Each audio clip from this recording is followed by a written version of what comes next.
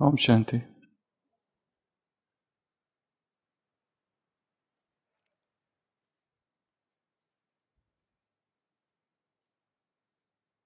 एक व्यक्ति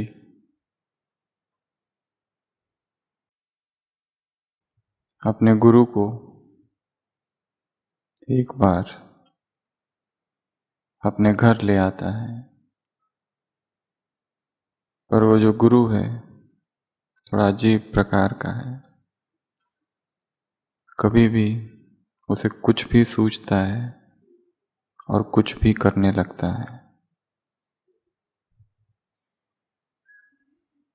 कभी भी उठेगा और कभी भी गाएगा, नाचेगा, चिल्लाएगा। कोई सूफी संत है। तो ये व्यक्ति उस गुरु को अपने घर लाता है, पर उसे भय होता है कि यहाँ पर यदि मेरे गुरु ऐसी वैसी हरकतें करे तो लोग कहेंगे तुमने किसको अपना गुरु बना रखा है, और मुझ पर हंसेंगे। इसलिए वो अपने गुरु को रहने के लिए बेसमेंट, तलघर जो होता है, वहाँ जगह देता है और रात को लॉक कर देता है ताकि ये बाहर निकले ही ना। इतना सब करने के बावजूद भी मध्य रात्रि अचानक वो व्यक्ति अपनी नींद से उठता है और पाता है ये क्या, छत पर कोई नाच रहा है, कोई गा रहा है, कोई चिल्ला रहा है। उसे आश्चर्य होता है कौन होगा, और वो जाकर देखता है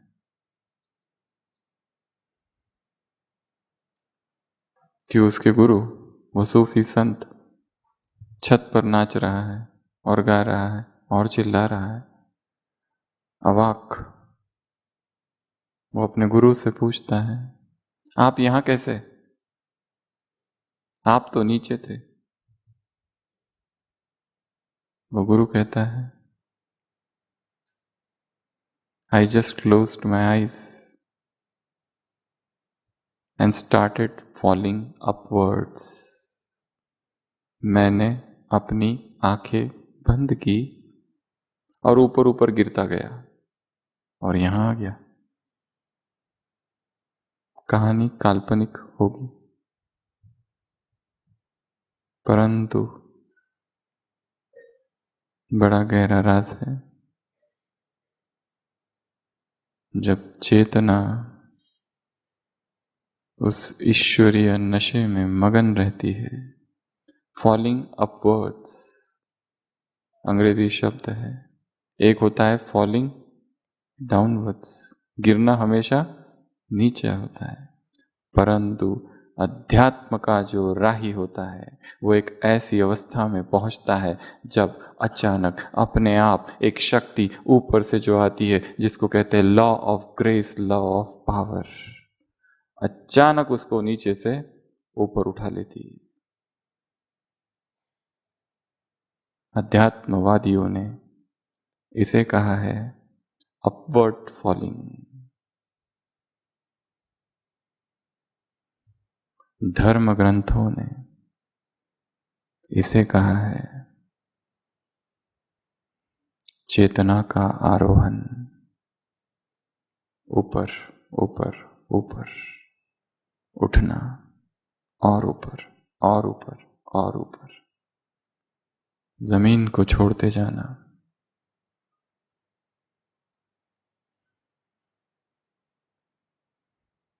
शरीर की दुनिया को नीचे छोड़ देना और किसी अज्ञात जगत में ऊपर उठना, एसेंड, ट्रांसेंडेंस, ऊर्ध्वगामी चेतना हो जाए। और ये व्यक्ति अपनी इच्छा से नहीं करता है, वो मगन है केवल ईश्वरीय प्रेम में, परंतु एक शक्ति आ रही है, वो शक्ति अपने आप उसे ऊपर ऊपर ले जाती है। उसे आश्चर्य होता है ये क्या हो रहा है, वो ये हो क्या रहा है। अब तक जो मन संसार की तरफ और संसार की चीजों की तरफ और संसार की वस्तुओं की तरफ और संसार के व्यक्तियों की तरफ और संसार के देह देह के संबंध वासनाएं भोग विलास की तरफ भागती थी, अचानक यहां की हर चीज के प्रति वैराग, फिर यहां का कुछ नहीं अच्छा लगता और यहां का कुछ भी हमें प्रभावित नहीं करता, क्योंकि नीचे हलचल है और आवाज है और नीचे असुविधाएं है, अप्राप्तियां है, पाप है, विकर्म है, सब नीचे। जैसे हम उठने लगते हैं, हम किसी के साथ कुछ भी नहीं कर रहे, किसी के खिलाफ कुछ नहीं कर रहे, परंतु फिर भी चीजें वैसी ही है, परिस्थितियां वैसी है, स्थान वैसा ही है, व्यक्ति वैसे के वैसे ही है। अब तक उनके खिलाफ, उनके बारे में मन में शिकायत थी, द्वेष था, घृणा थी। ये स्थान ठीक नहीं, ये व्यक्ति ठीक नहीं, ये वस्तु ठीक नहीं, यहां चीजें अच्छी नहीं। वो चीजें वैसी की वैसी ही है, पर चेतना का आरोहण हो जाए, चेतना ऊपर उठ जाए और जैसे ऊपर हम उड़ जाते हैं, हमें ऐसा अनुभव होता है सब बदल गया। बदला कुछ नहीं, वो वैसे ही है, हम बदल गए। इस प्रक्रिया को कहा गया है अलौकिक आरोहण, spiritual transcendence, spiritual ascend, spiritual ascension.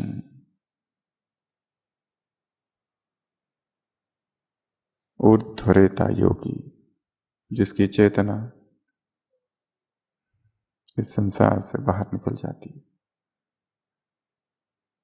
क्या किए रहे, क्या करे जो ऐसा हमारे साथ हो जाए। लकीर है एक, बिना लकीर को हाथ लगाए उस लकीर को छोटा करना है, बिना लकीर के साथ छेड़छाड़ किए उस लकीर को छोटा करना है, तो क्या करना पड़ेगा, एक बड़ी लकीर। उसको हमने कुछ भी नहीं किया, हम बड़े हो गए, परिस्थितियां छोटी हो जाएगी, हम बड़े हो गए, व्यक्ति छोटे हो जाएंगे, माया छोटी हो जाएगी। तो पुरुषार्थ किसी स्थान पर, किसी व्यक्ति पर, किसी परिस्थिति के चिंतन पर नहीं है, पुरुषार्थ किस पर है, मुझ पर। अपनी डायरी में एक समान लिख के रखना है अच्छा सा, हर परिस्थिति से बड़ा मैं हूं, माया मेरे सामने कुछ भी नहीं। इस संसार की कोई भी चीज, वस्तु मुझे आकर्षित या प्रभावित नहीं कर सकती। तो भट्टी का आज का अंतिम दिन, कल यहां से प्रस्थान, कल जाएंगे और पहुंचेंगे कब, परसों। तो 4 और 5 और 6 तारीख को सबकी भट्टी चालू होगी, ठीक है। ये रिहर्सल, ये थी तैयारी, रियल भट्टी वहां पहुंचने के बाद है। 6 मई से 26 मई, कितने दिन, 21 डेज। हर एक को अपनी एक व्यक्तिगत भट्टी चालू करनी है। वहां पहुंचने के बाद, ये सार्वजनिक थी, वो व्यक्तिगत होगी। ये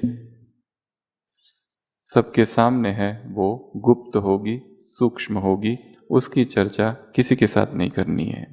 और वो किस विषय पर होगी, वो विषय हर एक का अपना अपना होगा। यहां हम दूसरों को सुन रहे थे, वहां हम अपने भीतर की आवाज को सुनेंगे।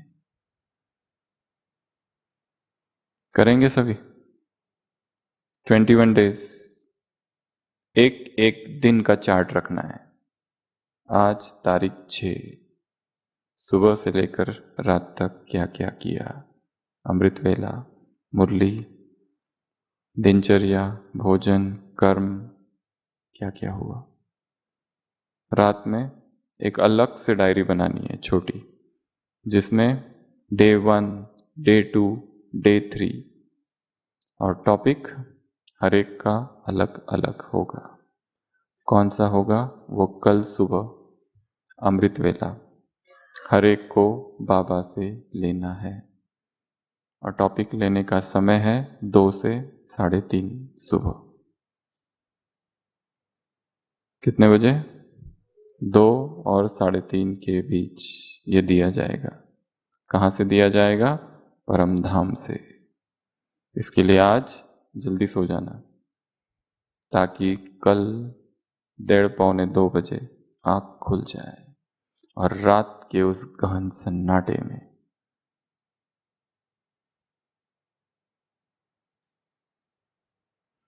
संपूर्ण समर्पण भाव के साथ बाबा के सामने बैठना और उसको बताना कि यहाँ की दिनचर्या, यहाँ की भट्टी, यहाँ की तपस्या पूरी हुई। अब इस तपस्या का परिणाम फल ये होगा कि मुझे यहाँ जो सीखा, जाना, समझा, जो रियलाइज हुआ, उसका प्रयोग कहाँ करना है? वहाँ जाकर। किस पर करूँ? जिसका ब्रह्मचर्य लड़खड़ा रहा है वो ब्रह्मचर्य पर भट्टी करेंगे 21 दिन। जिसका अमृत वेला ही ऊपर नीचे होते रहता है, वो अमृत वेले की किताब लेंगे यहाँ से और दिन रात उसी एक किताब को पढ़ते रहेंगे जब तक वो किताब पूरी शब्द शब्द याद ना हो जाए। जिनके संबंधों में कड़वाहट है वो सोचेंगे, देखेंगे वो 21 डेज कि मुझे कहाँ परिवर्तन करना है कि ये संबंध मधुर हो जाए।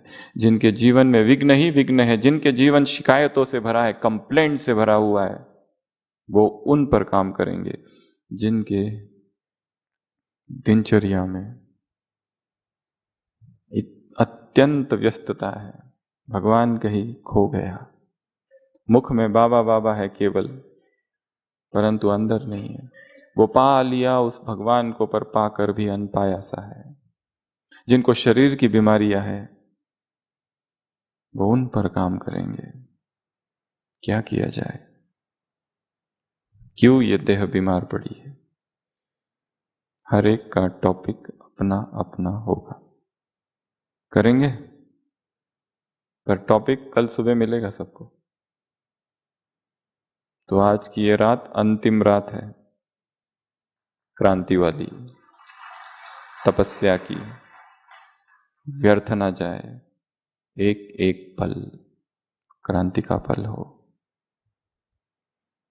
तो इस अलौकिक आरोहण के समय कम है, फिर भी कम समय में कुछ बातें हम आपको बताएंगे। ज्ञान योग की बहुत सी बातें आपने यहाँ सुनी, आप पहले से जानते हैं, तो कुछ और बातें बताएंगे। सूक्ष्म आपने सुना, हम स्थूल बताएंगे। तो ऐसी 10 बातें, 10 पॉइंट्स, जिससे न चाहते हुए भी आत्मा ऊपर उड़ेगी। हम सोचेंगे कि मुझे नेगेटिव चिंतन करना है, पर होगा ही नहीं। सोचेंगे मन में कोई वासना उठे, पर उठेगी ही नहीं।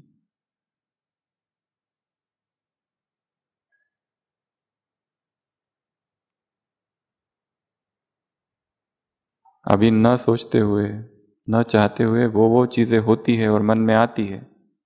इतने पॉजिटिव वायुमंडल में होते हुए भी कहीं ना कहीं मन में निगेटिविटी प्रवेश कर ही जाती है। कुछ ना कुछ गलत दोष दिखने ही लगते हैं। क्यों? क्योंकि मन की आदत है। क्यों? क्योंकि लंबे समय से दबा हुआ है कुछ जो बाहर निकलता है।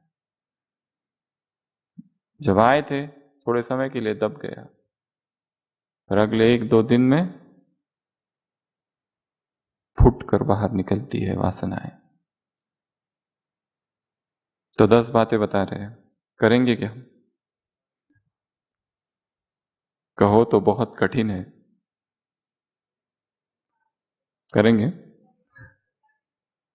पहले ही हाँ, फिर बोलेंगे अरे ये है।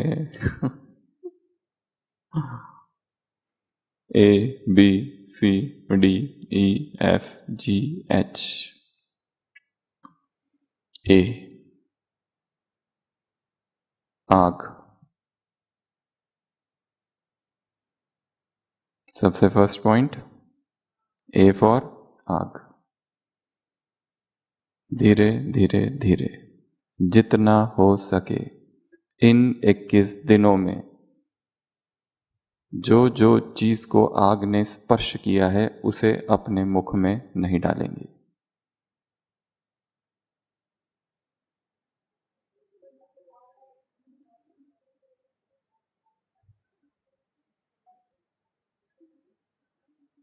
जिसे आग में डाला जाता है सत्व तत्व वहीं नष्ट हो जाते हैं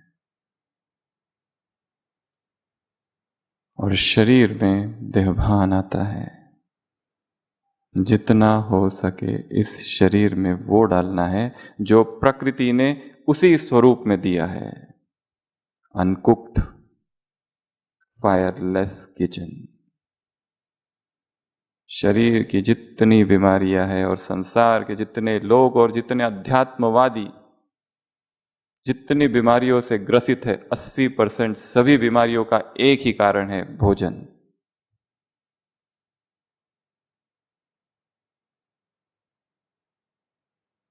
और अशरीरीपन सहज हो जाए और तुरंत हो जाए। अगर कोई ये चाहता है तो ये 21 डेज एक्सपेरिमेंट करके देखेंगे। रॉ फूड, अनकुक्ड फूड एकदम नहीं होगा तो 3 बार, यदि पका हुआ ले रहे हैं तो 3 की जगह 2 बार कर दो। सुबह का ब्रेकफास्ट, फ्रूट, जूसेस, वेजिटेबल, सलाद। जब ग्रिप आ जाए 1 हफ्ते में तो फिर रात का रॉ में कन्वर्ट करो, एक वैसे ही रखो दोपहर वाला। यात्रा बहुत बहुत धीरे करनी है। सारी परिस्थितियां देखकर हम कहाँ रहते हैं, सब कुछ देखते हुए। किस तरह का काम है, टाइम कितना है, परंतु टाइम बहुत बच जाएगा इस प्रक्रिया में। तो ये सबसे पहला काम है, जितना हो सके 10%, फिर 20, फिर 30, फिर 40, फिर 50, फिर 60, 80। शरीर में परिवर्तन होगा, अपने आप अनुभव होगा कि जो ऊर्जा ब्लॉक हो जाती है शरीर में वो चक्र खुल गए हैं। अपने आप अनुभव होगा, जो सुस्ती का अनुभव होता है दोपहर को, जो जड़पन का अनुभव होता है शरीर में, वो अपने आप हट गया है और शरीर हल्का हो गया है। और वो अशरीरीपन स्वतः ही कहने की आवश्यकता नहीं, मैं आत्मा हूं, मैं आत्मा हूं, अपने आप घटित हो रहा है। और जो छोटी मोटी बहुत सारी बीमारी है वो अपने आप हटती जाएगी। यह सबसे पहला काम है। आग, आग से दूर। द्वापर में से मनुष्य के पतन के 2 कारण हैं। पहला देहभान और दूसरा आग।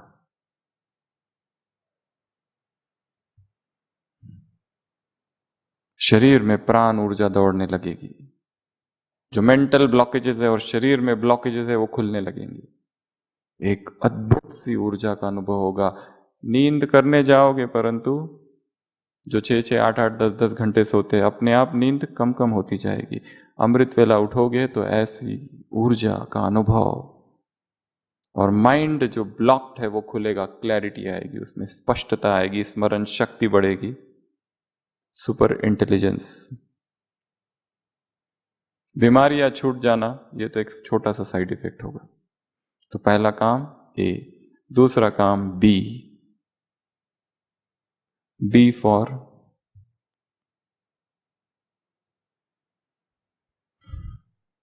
Bear foot walking. Barefoot walking. प्रकृति से हमारा संबंध छूट चुका है। अगर प्रकृति से हम जोड़ दे स्वयं को, तो ये शरीर अपने आप स्वस्थ होने लगेगा। और शरीर स्वस्थ अगर नहीं है तो चाहते हुए भी स्पिरिचुअलिटी फेलियर है।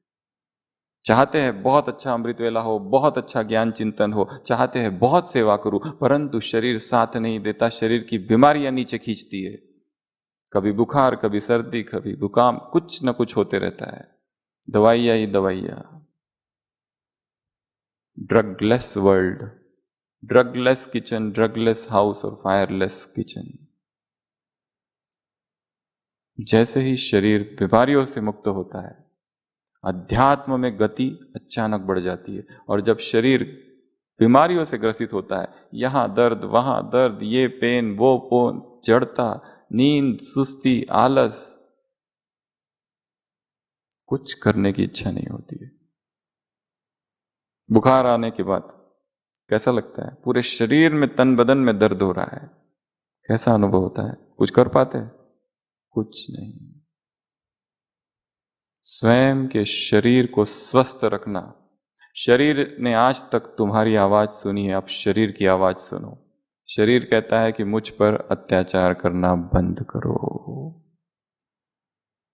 स्टॉप। मुझ में वो सब नहीं डालो अंदर जिसमें उत्तेजनाएं उत्पन्न हो और वासनाएं उत्पन्न हो। मुझ में वो डालो जिसमें इच्छाएं, तृष्णाएं अपने आप कम हो जाए। जो इरिटेशन हो रही है ऑर्गन्स में, वो अपने आप कम हो जाए।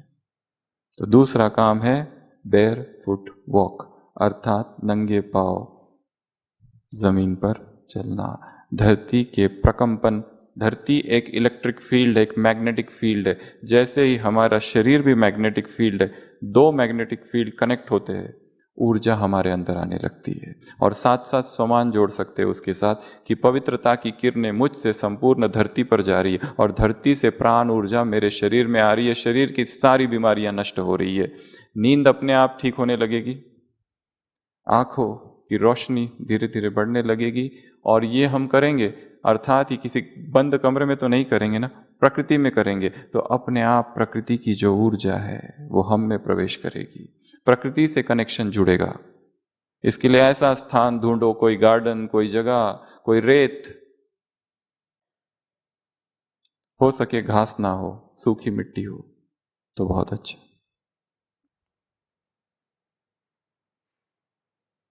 और ये करते समय क्या करना है? ज्ञान का चिंतन।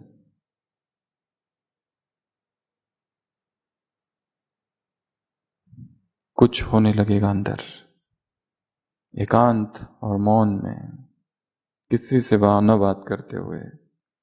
आपके आंगन में ही थोड़ी जगह होगी, वहीं पर टाइम 45 मिनट्स। कितना समय करना है? 45 मिनट्स। जो डायबिटिक है उनको ये ध्यान रखना है कि पैर में कुछ कांटे, कंकड़, पत्थर चुभे ना। पहले इस जगह को साफ कर दो। और वो खत्म होने के बाद तुरंत जाकर पैर नहीं धोते ना, थोड़ा देर रुको, आधा घंटा, उसके बाद जाकर पैर धोना। और ये करते समय नए नए संकल्प मन में आएंगे। मुरली को रिवाइज करो चलते फिरते, वो ट्रैक्ट कि क्या कहा बाबा ने, और नए नए विचार आएंगे। प्राण ऊर्जा मेरे शरीर में, मेरे अंग अंग से पवित्रता की किरणें प्रकृति में जा रही है, धरती पर जा रही है। धरती पर जितने लोग हैं सब पावन हो रहे हैं। सारे योग के प्रयोग इसमें जोड़ देने हैं। तीसरा, बात। बात अर्थात स्नान। अभी तो धूप है, समर है, पर चाहे कोई भी सीजन हो, ऑल्टरनेट शावर। शुरुआत गर्म से करनी है पर एंड हमेशा ठंडे से। इस मौसम में तो शुरुआत भी ठंडे से और एंड भी ठंडे से। और हो सके तो सॉल्ट वाटर, वाटर बाथ, नमक डाल दो उसमें। उसमें जैसे समुद्र के पानी में नहाते ही ऊर्जा दौड़ने लगती है, पॉजिटिव ऊर्जा, प्राण ऊर्जा, वो हम वहां तो नहीं जा सकते, तो घर में ही क्रिएट कर सकते हैं। हिमालयन पिंक सॉल्ट या कोई भी सॉल्ट वहां डालो पानी में, टेक बाथ, फ्रेशनेस।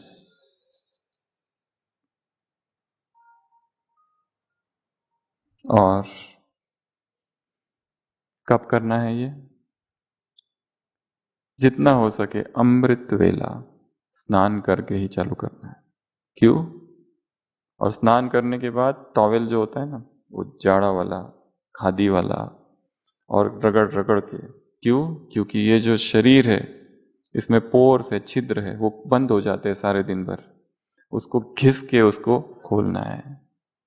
ब्रश, ये दांत है, इधर जुड़ा हुआ है, नर्व्स, ताकि अमृत वेला स्नान करके अगर करे तो नई ऊर्जा आती है, नई फ्रेशनेस आती है। नहीं तो सारा अमृत वेला नींद में गुजर जाता है। बिस्तर की नींद ही अमृत वेला कंटिन्यू होती है, बीच में थोड़ा सा एक जागरण, उठना, बाकी वही चलता है जो इधर चालू था। ऑल्टरनेट बात, शुरुआत गर्म से पर एंड हमेशा ठंडे से।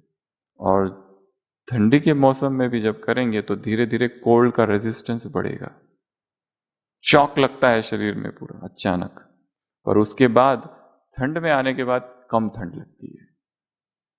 मधुबन में लोग, कई सारे भाई बहनों ने आना छोड़ इसलिए दिया कि यहाँ ठंडी ज्यादा है, ये भी एक कारण बताते हैं। यहाँ का मौसम सूट नहीं होता है। हमें अपने शरीर को ऐसा बनाना है, कोई भी मौसम हो, ना ज्यादा ठंडी लगे ना गर्मी हो, कुछ भी नहीं। ये हमारी अपनी ही कमियां हैं।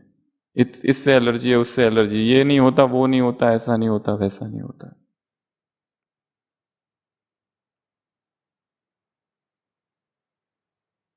शरीर को पावरफुल बनाते बनाते मन पावरफुल बन जाएगा। अब तक हमने आत्मा से शरीर की ओर की यात्रा की है। हम बता रहे हैं शरीर से आत्मा की ओर यात्रा भी एक यात्रा है। शरीर में परिवर्तन आते ही आत्मा में भी परिवर्तन आने लगता है। तो तीसरी बात, स्नान, सुबह एक बार, शाम को एक बार, और रबिंग, रब करना है अच्छे से। तीसरा, चौथा, कॉन्शियस ईटिंग, कॉन्शियस ड्रिंकिंग। जो भी हम खाए, सबसे पहला वो मौन में खाया जाए। जो भी हम खाए वो धीरे धीरे खाया जाए, बहुत धीरे धीरे। जो भी हम खाए वो खाने की प्रोसेस, प्रक्रिया एक यज्ञ की प्रक्रिया बन जाए, एक सुमधुर प्रार्थना बन जाए। जितने भाव उसमें डालेंगे उतनी शक्ति आएगी। बातें करते करते, मोबाइल चलाते चलाते, जल्दी जल्दी, क्रोध में, कंप्लेंट के साथ, क्रोध के साथ, क्रोध में खाया हुआ भोजन भी नॉनवेज बन जाता है। वही उत्तेजनाएं उत्पन्न होगी। इसलिए ये 21 दिन की जो आपकी भट्टी है, उसमें सबसे पहला पुरुषार्थ तो सुबह करना है। जो सुबह खा रहे हैं उसको अनकुक्ड कर दो, कम से कम 12 बजे तक। जूस, फ्रूट, वेजिटेबल, अगर जूस ले भी रहे हो तो उसको चम्मच से लिया, ग्लास में डाल दिया, फिर लिया, फिर डाल दिया, धीरे धीरे, स्लोली स्लोली। ये प्रोसेस में देखेंगे कि मन के अंदर जो छिपी हुई वासना है उन पर इनडायरेक्ट अटैक होगा। कर कुछ और रहे, होगा कुछ और। जिसने इस पर आक्रमण कर दिया, उसकी जो दूसरी तरफ इच्छाएं और वासनाएं और तृष्णा है, वो भी अपने आप चेंज होने लगेगी। तो कॉन्शियस ईटिंग, कॉन्शियस ड्रिंकिंग, संपूर्ण जागरण के साथ, हो सके तो नीचे बैठकर, टेबल टॉक नहीं।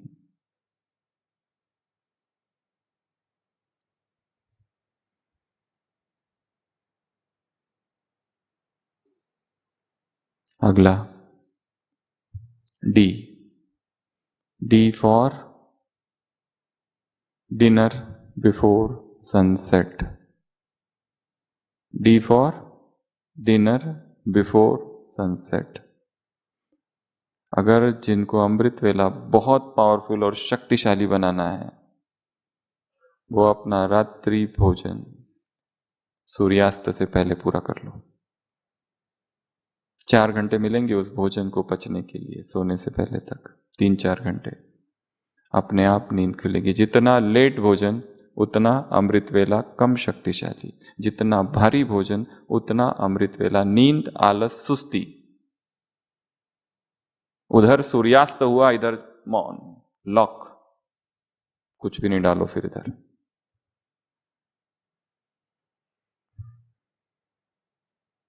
जो नहीं कर सकते 6:30, जो नहीं कर सकते 7, जो नहीं कर सकते 7:30।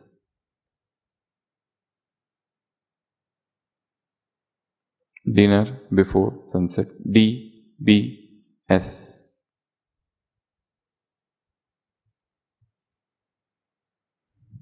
अपने आप पुरुषार्थ में तीव्र गति आएगी।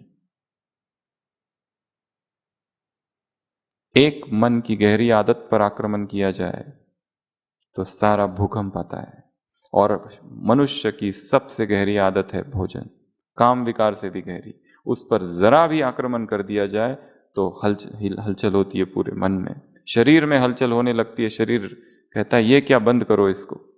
पर उसी हलचल की अवस्था में विद्रोह और क्रांति के बीज बोने हैं, नए फूल अंकुरित होंगे।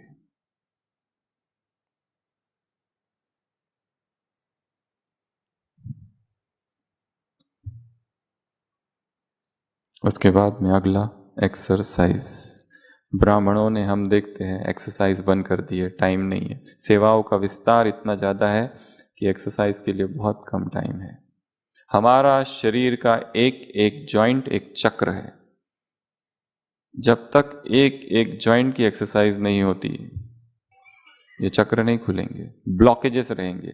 सारा कुछ कर रहे हैं, संपूर्ण ज्ञान पता है 30-40 साल से, पर फिर भी आत्मा आरोहण नहीं हो रहा है। क्यों? एक्सरसाइज। ब्रह्मा बाबा के लिए कहा जाता है बाबा अकेले टेनिस में एक तरफ और दूसरी तरफ 10 लोग, 10 को हरा देते थे। कैसी फूर्ति, कैसी ऊर्जा। इतनी उम्र में भी ना चश्मा है और बैठे कैसे, रीढ़ की हड्डी सीधी। इतनी फुर्ती, इतनी ऊर्जा। खेल, तो उस खेल को, स्पोर्ट्स को, उस गेम को वापस लाना है, टाइम निकालना है। कुछ भी कर सकते हैं, चाहे तो योगा या फिर वॉकिंग या तो जिम। जो कुमार है, जितने कुमार है, कंपलसरी है उनके लिए। तो बहुत शक्ति होती है उनमें। एक्सरसाइज। जो मेडिटेशन में, जो काम विकार में लोगों को सुख अनुभव होता है और उसमें फंसते, सुख है इसलिए तो फंसते, परंतु उससे कई गुना अधिक सुख योग में है, ज्ञान में है। और वैसा ही सुख एक्सरसाइज में भी है। क्योंकि ये सारे जो एडिक्शंस है संसार के, क्यों व्यक्ति दारू सिगरेट बीड़ी छोड़ नहीं पाता? व्यसन उस दारू और सिगरेट का नहीं, वो पीते ही शरीर में कुछ केमिकल्स रिलीज होते, उन केमिकल्स का एडिक्शन है। एडिक्शन उसका नहीं है।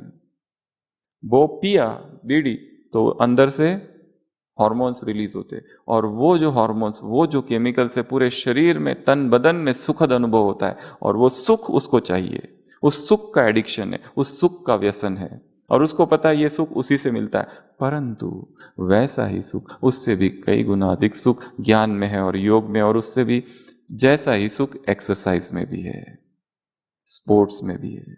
इसके लिए टाइम निकालना है, और half an hour, 6 days a week, हफ्ते में 6 दिन, एक दिन छुट्टी। क्या करना है? एक्सरसाइज करेंगे सभी। यहां जो सीखी ना, सीखी होगी ना यहां पर, अब उसी को कंटिन्यू करना है। वो भी भट्टी का एक अंग था। उसको ये नहीं समझना ये बस ऐसे ही करा रहे, उसमें भी ज्ञान योग जोड़ दो।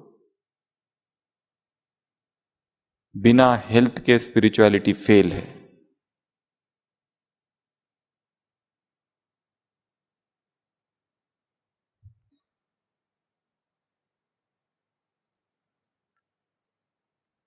एक एक मसल कॉन्ट्रैक्ट हो, रिलैक्स हो, कॉन्ट्रैक्ट हो, रिलैक्स हो, ऊर्जा उत्पन्न होगी। जो नहीं जा सकते बाहर खेलने के लिए, घर पे स्किपिंग, रनिंग, कुछ भी करो, पर करो। ठीक है। ई, उसके बाद में एफ, फ्रेंडशिप विथ नेचर। किससे दोस्ती करनी है? प्रकृति से। हमारे पास आत्मा की सत्ता है, परमात्मा की सत्ता। अब एक तीसरी सत्ता है, वो है प्रकृति की सत्ता। उसके लिए प्रकृति से प्यार करना पड़ेगा, उसके लिए प्रकृति में जाना पड़ेगा। तो हो सके जितना, जहाँ झरने हैं, जहाँ झील है, जहाँ समंदर है, जहाँ माउंटेन्स है, ये सब अगर नहीं भी है तो कोई गार्डन तो होगा ही। गार्डन में जाके बैठो, वो भी नहीं है तो छत तो होगा ही, वहाँ बैठो और चिंतन करो और कुछ समय बिताओ, अनुभव करो प्रकृति की ऊर्जा के ऊपर। एहसास, पत्ते, झाड़। बाबा एकांत में जाकर बैठा करते थे कई बार।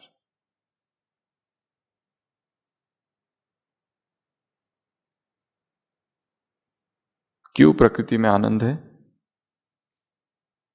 एक स्थान है market, airport, railway station, bus stand, city का मेन भाग, यहां जाओ और फिर अचानक यहां से हटके प्रकृति में जाओ जहां एकांत है, जैसे अभी यहां हो।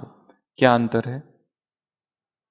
प्रकृति दे रही है, निस्वार्थ भावना है प्रकृति की, और संसार में खरीद फरोख्त चल रही है। वहां के वाइब्रेशंस बहुत लो लेवल के वाइब्रेशंस है। प्रकृति में सूरज देखो क्या कर रहा है, दे रहा है। पेड़ देखो क्या कर रहे हैं, दे रहे। हवा देखो क्या कर रही है, दे रही है। देने का भाव है, दाता भाव है। चाहे कोई भी हो, संडे की मुरली थी ना, पक्का रावण भी हो तो भी दो।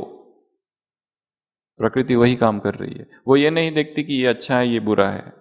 सभी को निस्वार्थ, इसलिए वहां के प्रकंपन भी बहुत शुद्ध है, और वहां जाते ही आत्मा उठने लगती है। और संसार के प्रकंपन, संसार के लोगों के बीच में कौन से विचार? विकार के विचार है, लेने के, छीनने के, झपटने के विचार है, एक दूसरे को लूटने के विचार है। तो वहां के प्रकंपन भी कैसे होते हैं? वैसे ही। इसलिए व्यस्त दिनचर्या में कुछ समय निकालना है और ऐसे स्थानों पर जाना है। अगर ऐसा स्थान नहीं है तो गाड़ी लेकर जाओ, गाड़ी पार्क करो, आधा घंटा घूमो, वापस आ जाओ। क्योंकि शहर के बीचों बीच अगर रहते हैं तो, जैसे मधुबन में माउंट, पहाड़ ही पहाड़ है, पहाड़ ही पहाड़ है। जो लोग यहाँ 40 साल से रहते हैं वो कहते हैं अब तक हमने पूरा माउंट आबू नहीं देखा। इतने सारे पहाड़ है, इतने सारे पहाड़ और इतनी सारी जगहें हैं यहाँ पर। एक एक स्थान इतना निसर्ग रम्य है।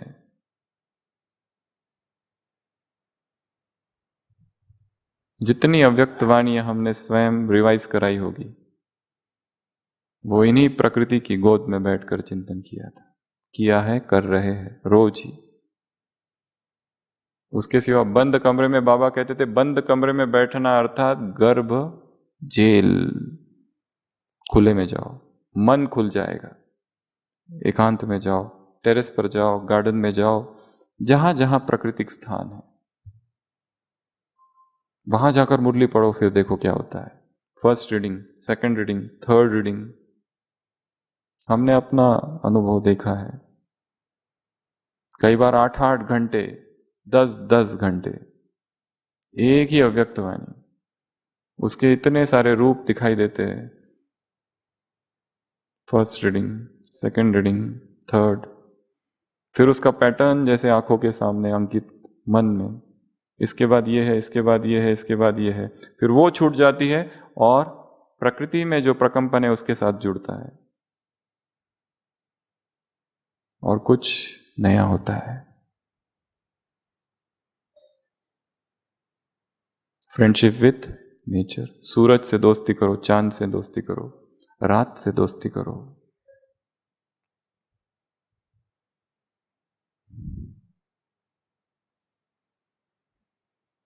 जी, ज्ञान चिंतन। ऊर्जा का आरोहण यदि करना है तो क्या करना होगा? ज्ञान का गहन चिंतन। जिसके मन में निरंतर, बाबा कहते थे तुम्हें कौन सा तोता बनना है? कंठी वाला तोता। तुम्हें कौन सी बुलबुल बननी है? जो ज्ञान की टिकलू टिकलू करती रहे। तुम्हें कौन से बादल भरने हैं? जो बादल यहां से भर के जाए और वहां बरसे। ऐसे भर, नहीं तो जो ज्ञान नहीं सुनाते वो है खाली खाली बादल। हमारे मन में, बुद्धि में निरंतर ज्ञान गूंजता रहे। आज सुबह बाबा ने क्या कहा मुरली में, सोचो, याद करो, भूल गया फिर पढ़ो, फिर चिंतन करो। दादी जान की जब छोटी थी, यज्ञ में आई थी 38। सब लोग, दादी ने कहा कि बचपन से लोग मुझे चिढ़ाते हैं, क्यों? क्योंकि मेरा सिर थोड़ा बड़ा है फिजिकली। बाबा के पास आई, बाबा को बताया, बाबा ने कहा हाँ बच्ची, तुम्हारा जो है ना सिर बड़ा क्यों है पता है? क्योंकि तुम्हारा दिमाग बहुत विशाल है, इसमें रत्नों के अतिरिक्त जीवन भर कुछ भी मत रखना। और दादी कहती है मैंने यही काम किया। क्या? रत्नों के अलावा कुछ भी नहीं, क्योंकि संसार में व्यर्थ का अंबार लगा हुआ है। यहां ये हो रहा है, वहां वो हो रहा है, इसने ये किया, उसने वो किया, निगेटिविटी ही निगेटिविटी है, इतनी भयंकर निगेटिविटी, उधर भी इधर भी। केवल वही सेफ है जिसका चिंतन ज्ञान का हो रहा है। तो ज्ञान चिंतन, जी फॉर ज्ञान चिंतन से ऊर्जा का आरोहण होगा। और लास्ट एच, 10वां, 9वां, आदत, हैबिट। कौन सी हैबिट? 2 आदत डालनी है, एक साइलेंस, एक सॉलिट्यूड, मौन और एकांत की। यहां से जाओगे, 21 दिन की भट्टी चालू होगी, उसमें बीच बीच में 1 घंटा मौन और एकांत में चले जाओ, क्योंकि काम बहुत सारा है। अभी ये जो 3 दिन बिताए, ये तो केवल एक तैयारी थी, ये तो एक दिशा देना था कि काम तो वहां जाके करना है, क्योंकि यहां तो नहीं रहना है ना हमेशा। परिस्थितियां वहां है, व्यक्ति वहां है, माया वहां है, कर्म क्षेत्र वो है, कर्म क्षेत्र कुरुक्षेत्र वो है, वहां जाना है। यहां तो प्लानिंग करनी है, और आपके पास आज की रात है, कल का अमृत वेला है 2 से 5 के बीच वाला, उसमें अगले 6 मास की प्लानिंग करके जाना है यहां से, कि वहां जाकर क्या करना है, सेवाओं का कैसे विस्तार करना है, क्या करूं जो अब तक किया नहीं, क्यों ये संस्कार, ये व्यसन, ये एडिक्शन, ये विकार, ये इम्परफेक्शन, ये कमी, ये कमजोरी, ये डिफेक्ट, ये फ्लॉ अब तक क्यों नहीं गया? बाबा तुम बताओ, तुम्हारे दरबार में आया हूं, खाली नहीं जाऊंगा। डायरियों से बहुत पॉइंट्स भर दिए हैं, जाते जाते मन में एक संकल्प को भर के जाओ। और लास्ट पॉइंट जो ई में ही था, भूल गए थे, इलेक्ट्रॉनिक्स, एक्सरसाइज और इलेक्ट्रॉनिक्स। इन 21 दिनों में जब काम हो तो भी ऑनलाइन जाना है, अन्यथा नहीं। जब काम हो तो ही ये सारा जो कुछ विस्तार है इलेक्ट्रॉनिक्स का, उसका प्रयोग करना है, जितना हो सके उससे दूर। सेवाओं के लिए प्रयोग करो, सेवा पूरी हुई दूर हो जाओ, नहीं तो मोबाइल और इलेक्ट्रॉनिक्स, इससे जितने विकर्म आज संसार में हो रहे उतने कभी नहीं हुए थे। जिसने यूट्यूब खोला, उसका जो सीईओ है, 2005 में यूट्यूब चालू हुआ, वो लिखता है, मेरी एडवाइस है सबको, do not go on YouTube without a purpose. बिना लक्ष्य के यूट्यूब पर जाना नहीं, क्योंकि वो अंधा कुआं जैसा है, उसमें गए तो कहां से कहां निकलते हैं, फंस जाते हैं। जितना काम है उतना सुना, वापस आगे, क्लोज्ड। स्क्रीन टाइम को कम कर दो। तो ऐसी ये 10 बातें थी अलौकिक आरोहण की। फिर से रिवाइज करते हैं। ए फॉर आग, फायर, जितना हो सके एक नई यात्रा चालू करनी है, एक नए संगम युग में प्रवेश करना, एक ट्रांजिशन युग, एक कॉन्फ्लुएंस युग, कुक्ड से अनकुक्ड की, मैन मेड से नेचर मेड की, फायर कुक्ड से सन कुक्ड की, प्रोसेस से अनप्रोसेस्ड की, आर्टिफिशियल से नेचुरल की, लो एनर्जी से हाई एनर्जी की, राजसिक और तामसिक से सात्विक की यात्रा।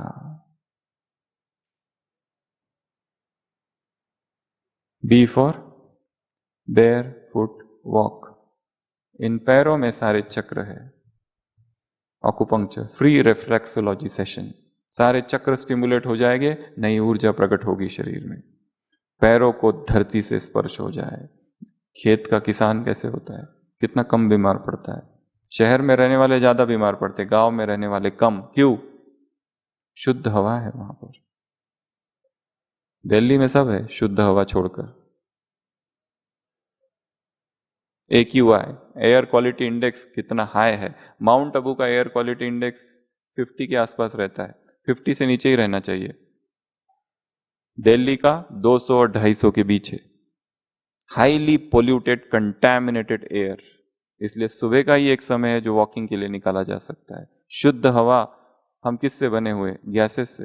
जो खाते हैं वो सॉलिड, लिक्विड, और लिक्विड फिर गैस बनता है। तीसरा,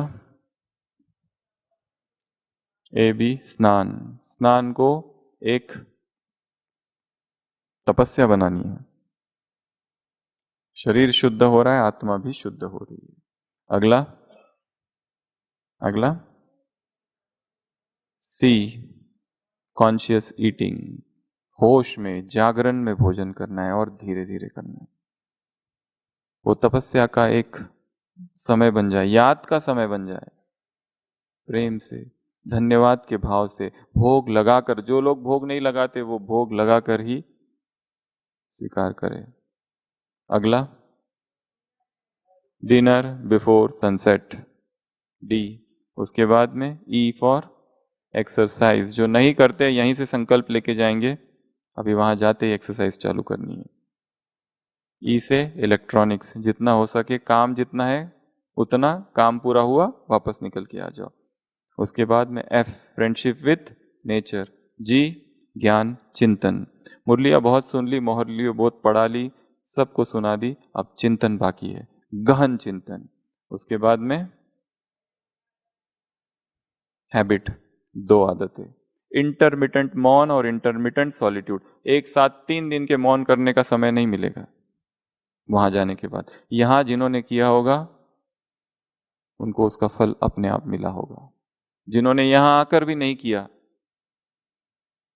अब एक रात बाकी है, कम से कम रात तक तो कर लो। इंटरमिटेंट, बीच बीच में। तो ऐसे अलौकिक आरोहण के ये 10 सूत्र थे। अच्छा, ओम शांति।